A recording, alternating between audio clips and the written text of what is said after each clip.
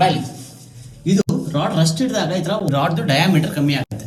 ಇದು ಯಾಕಾಗತ್ತೆ ಅಂತ ಹೇಳಿದ್ರೆ ಕರೋಷನ್ ಪ್ರೋಸೆಸ್ ಆದಾಗ ನಮ್ಮ ರಾಡ್ ಏನಿರುತ್ತೆ ಅದು ಪೌಡರಿಂಗ್ ಆಗುತ್ತೆ. ಔಟರ್ ಲೇಯರ್ ಪೌಡರಿಂಗ್ ಆಗಿ ಇದು ಡಯಾಮೀಟರ್ ಕಮ್ಮಿ ಆಗ್ತಾ ಹೋಗುತ್ತೆ. ಡಯಾಮೀಟರ್ ಕಮ್ಮಿ ಆಯ್ತು ಅಂತ ಹೇಳಿದ್ರೆ ಫಾರ್ ಎಕ್ಸಾಂಪಲ್ 8mm ರಾಡ್ ಹಾಕಿರೋ ಜಾಗದಲ್ಲಿ 6mm ರಾಡ್ ಹಾಕ್ದಂಗೆ ಆಗುತ್ತೆ. ಸೊ ಸ್ಟ್ರೆಂತ್ ಕಮ್ಮಿ ಆಗುತ್ತೆ, ಟೆನ್ಸೈಲ್ ಸ್ಟ್ರೆಂತ್ ಕಮ್ಮಿ ಆಗುತ್ತೆ.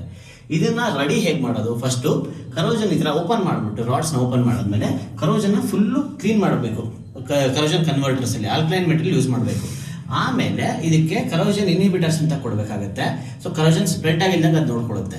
ಆಮೇಲೆ ಎಪಾಕ್ಸಿಲ್ ಇದನ್ನ ಪ್ಯಾಕ್ ಮಾಡಿ ಇದನ್ನ ಕೋಟಿಂಗ್ ಮಾಡಿ, ಯಾಕಂದ್ರೆ ನೆಕ್ಸ್ಟ್ ಕರೋಜನ್ ಸ್ಪ್ರೆಡ್ ಆಗಬಾರ್ದು ಅಂತ ಅದನ್ನ ಕೋಟಿಂಗ್ ಮಾಡಿ ಅದಕ್ಕೆ ಒಂದು ಅಡೆಸಿವ್ಸ್ ಕೊಟ್ಟು ಆಮೇಲೆ ಬಾಂಡಿಂಗ್ ಏಜೆಂಟ್ ಕೊಟ್ಟು ಇದು ವಾಪಸ್ ಎಷ್ಟು ರಾಡ್ ಹೋಗಿರುತ್ತೋ ಅಷ್ಟು ರಾಡ್ಗೆ ಕ್ಯಾಲ್ಕುಲೇಟ್ ಮಾಡಿ ವಾಪಸ್ ಅಷ್ಟೇ ಸ್ಟೀಲ್ ವಾಪಸ್ ಕೊಡಬೇಕಾಗತ್ತೆ.